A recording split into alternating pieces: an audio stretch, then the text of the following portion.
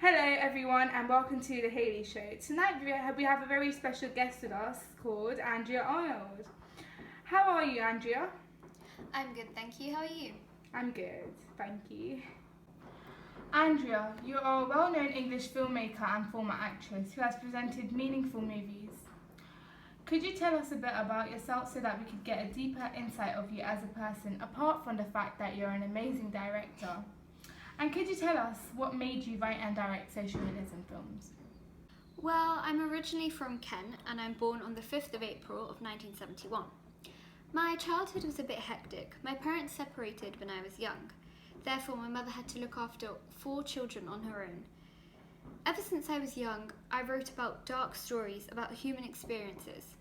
Also, when I was 10 years old, I wrote my first play that expressed my horror of the slave trade, and a few years later, while studying for a dance at GCSEs, I made a performance piece where I took quotes from the diary of Anne Frank and read them aloud as I moved around the room.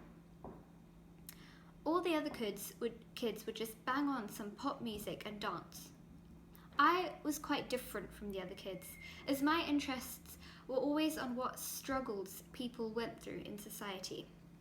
This is why I enjoy writing and directing social realism films, as it makes people aware of how hard life can be due to certain circumstances.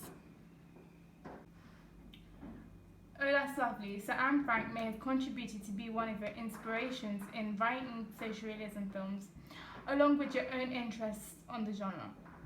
Is the film Wasp biographical by any chance? Well, I grew up in a working class family, so I guess you could say I write from what I know. I have been through the situation, therefore it benefits me into showing people the reality. My main focus of directing social realism films is to show them the reality that they might not have seen. The certain problems that arise in the real world are assumed as small, but can create real damage. The film Wasp is published to show that it isn't easy raising 4 children alone, especially if you don't have enough money. Personally, I went through the struggles whilst living in the council house. However, we had to overcome them. This film truly did make people aware of how difficult it is to be alone with no support.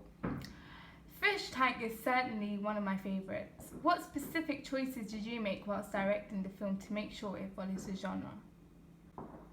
First of all, in the movie I used unknown characters.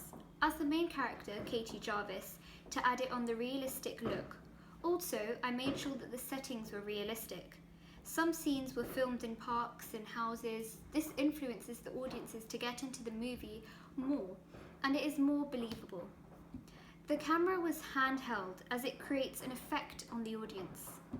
Social realism films require a range of camera shots, especially wide shots, to give the audience a better understanding of what's going on and where the setting is. These were some of the factors I looked out for the most.